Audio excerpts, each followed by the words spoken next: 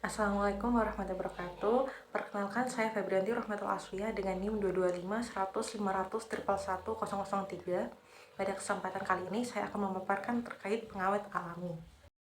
Sebelumnya teman-teman pernah nggak sih mengalami makanannya itu berubah kenampakan seperti roti yang ditumbuhi bintik-bintik hitam jamur, kemudian susu yang mengalami perubahan bau dan sedikit kental, kemudian daging yang berubah warna menjadi coklat, dan buah stroberi serta buah tomat itu yang ditumbuhi jamur putih-putih. Hal ini disebabkan karena makanan tersebut mengalami kerusakan secara mikrobiologis yang disebabkan oleh bakteri, jamur, maupun kapang. Selain itu, makanan juga bisa mengalami kerusakan secara enzimatis, fisika, maupun kimia. Tetapi pada kesempatan kali ini, pembahasan pokoknya yaitu kerusakan makanan secara mikrobiologi saja. Kemudian, mikroorganisme apa yang dapat menyebabkan kerusakan pada produk pangan? Beberapa mikroorganisme tersebut yaitu ada Escherichia coli, Staphylococcus aureus, Salmonella typhimurium, dan Bacillus cereus. Untuk ciri-ciri dari E. coli sendiri yaitu gram negatif, berbentuk batang, dan digunakan sebagai indikator kontaminasi, serta dapat tumbuh pada medium yang mengandung glukosa, amonium sulfat, dan sedikit garam mineral. Selain itu, E. coli sensitif terhadap suhu panas, sehingga dia akan inaktif pada suhu pasteurisasi. Kemudian yang kedua ada Staphylococcus aureus. Dia memiliki ciri-ciri gram positif, berbentuk kokus, anaerobik fakultatif, serta dapat memproduksi berbagai macam toksin yang dapat berpotensi menjadi patogen sehingga menyebabkan keracunan pada makanan. Yang ketiga yaitu Salmonella typhimurium yang memiliki ciri-ciri gram negatif, berbentuk batang, tidak membentuk spora, anaerobik fakultatif, serta dapat menyebabkan tifus pada manusia. Untuk salmonella ini dapat ditemukan pada telur dan hasil olahannya, ikan dan hasil olahannya, daging ayam, daging sapi, dan susu serta produk olahannya. Kemudian ada Bacillus cereus. Untuk Bacillus cereus sendiri itu memiliki ciri-ciri membentuk spora anaerobik fakultatif, di mana spora yang dihasilkan ini tahan terhadap panas, radiasi, serta tetap aktif setelah pemanasan selama 4 jam pada suhu 135 derajat Celcius. Untuk mencegah pertumbuhan dari mikroorganisme tersebut dapat dilakukan dengan penambahan bahan pengawet. Apa itu bahan pengawet? Bahan pengawet adalah zat atau bahan yang ditambahkan ke dalam produk pangan, obat, kosmetik, dan produk lainnya untuk mencegah atau menghambat pertumbuhan mikroorganisme, bakteri, jamur, dan kapang. Umumnya bahan pengawet yang ditambahkan adalah bahan pengawet sintesis. Apa itu bahan pengawet sintesis? Bahan pengawet sintesis adalah bahan tambahan hasil sintesis dari bahan-bahan kimia yang digunakan agar produk menjadi tahan lama atau awet. Contoh dari bahan pengawet sintesis yaitu sodium propionat, potasium sorbat, dan benzoat. Namun, penggunaan bahan pengawet sintesis dapat menimbulkan dampak negatif terhadap kesehatan, seperti pada sodium benzoat yang memperburuk asma, neurotoksin, karsinogenik, dan menyebabkan kelainan pada janin. Kemudian ada sulfur dioksida yang memicu iritasi lambung, mual, diare, serangan asma, dan ruam pada kulit. Kemudian ada potasium nitrat yang menurunkan kapasitas darah dalam mengangkut oksigen serta karsinogenik. Kemudian ada kalsium benzoat yang menghambat fungsi enzim pencernaan dan menurunkan kadar asam aminoglisin. Kemudian ada aspartam yang menyebabkan kerusakan neurologi, serta kalsium sulfit yang menyebabkan kemerahan, tekanan darah rendah, kerusakan bronkial, dan kesemutan. Lalu, apa yang dapat digunakan untuk mencegah pertumbuhan mikroba namun tidak memberikan dampak negatif terhadap kesehatan manusia? Alternatif yang dapat diberikan yaitu dengan penambahan bahan pengawet alami. Apa itu bahan pengawet alami? Bahan pengawet alami adalah substansi kimia yang diperoleh dari sumber alam ataupun natural dari tumbuhan, hewan, maupun mikroorganisme yang memberikan kemampuan untuk melindungi produk dari pertumbuhan mikroba. Efek positif dari penggunaan bahan pengawet alami ini yaitu aman bagi kesehatan manusia, memberikan efek kesehatan tambahan bila digunakan, kemudian ramah lingkungan, dan ketersediaan yang melimpah. Contoh dari pengawet alami ini yaitu jeruk nipis, kunyit, garam, dan gula.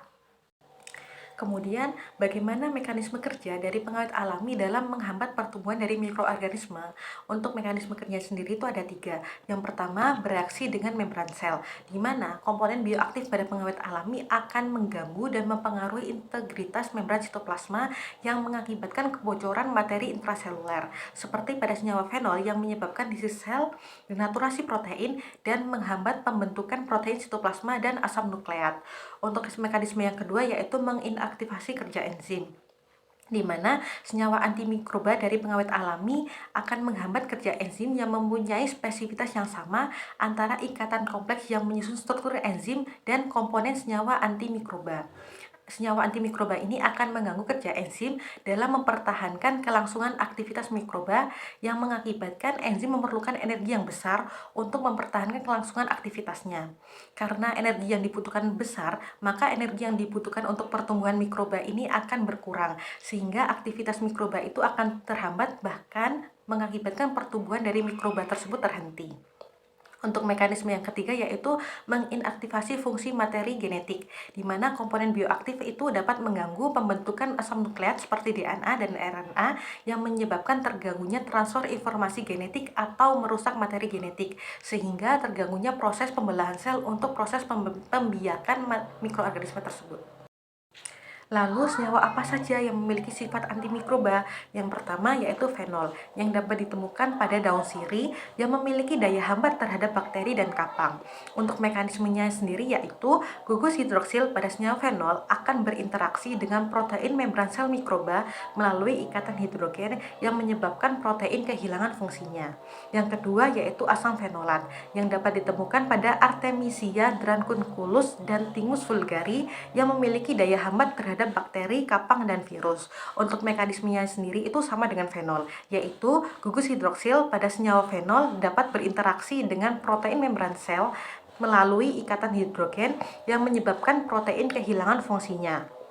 Yang ketiga yaitu quinon, yang dapat ditemukan pada plumbagin dari akar Plumbago scandens yang memiliki sifat antibakteri dan anti kapang.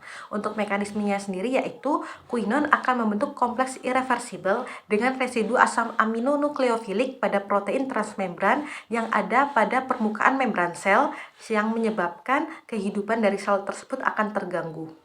Kemudian yang keempat ada ksanton yang ditemukan pada kulit buah manggis yang memiliki daya antimikroba terhadap Staphylococcus aureus. Untuk mekanismenya sendiri yaitu ksanton bertindak sebagai inhibitor pada proses sintesis dinding sel dengan mengikat peptida yang menjadi prekursor peptidoglikan dalam dinding sel bakteri.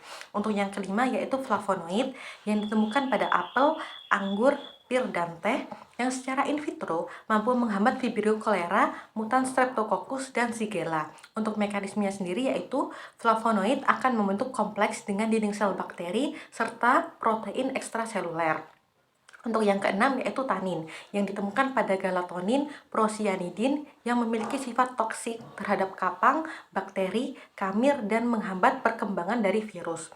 Mekanismenya sendiri yaitu tanin akan membentuk kompleks dengan protein transmembran, enzim yang ada pada permukaan membran, dan protein pili melalui ikatan hidrogen yang menyebabkan terganggunya kehidupan dari mikroba tersebut. Untuk yang ketujuh yaitu kuamorin yang ditemukan pada jinten yang memiliki daya hambat terhadap bakteri, kapang, virus, dan Candida albicans.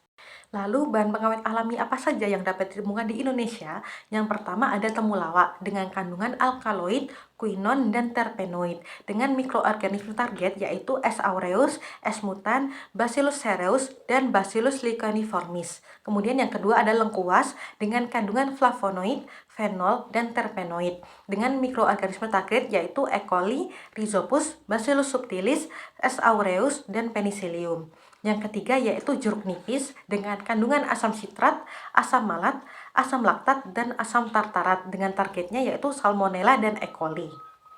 Kemudian yang keempat ada mengkudu dengan kandungan scopoletin, glikosida, imunostimula, alizarin, akupin, L-asperuloside, dan flavonoid dengan targetnya yaitu Bacillus cereus, S. saprophyticus, Enterobacter, dan E. coli. Kemudian yang kelima ada bawang putih dengan kandungan alisin dengan targetnya yaitu S. aureus, Acinetobacter, Pseudomonas, Aeromonas, Bacillus, Lactobacillus, dan Corynebacterium. Kemudian yang keenam ada kunyit dengan kandungannya kurkumin dan minyak atsiri dengan targetnya yaitu kapang kamir dan coliform.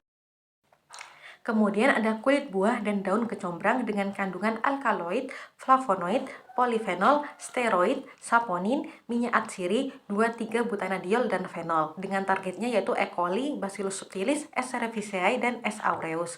Kemudian ada daun berenuk dengan kandungan alkaloid, saponin, tanin, dan polifenol. Dengan targetnya yaitu E. coli dan S. aureus. Kemudian ada jahe dengan kandungan minyak atsiri, daun melinjo dengan kandungan saponin, flavonoid, dan tanin. Kemudian ada daun jambu biji dengan kandungan tanin, minyak atsiri, alkaloid, flavonoid, dan paktin. Kemudian ada daun salam dengan kandungan tanin, alkaloid, steroid, triterpenoid, flavonoid, dan saponin. Dengan targetnya yaitu Bacillus cereus, STP, dan Candida albicans. Sekian dari saya, kurang lebihnya mohon maaf. Wassalamualaikum warahmatullahi wabarakatuh.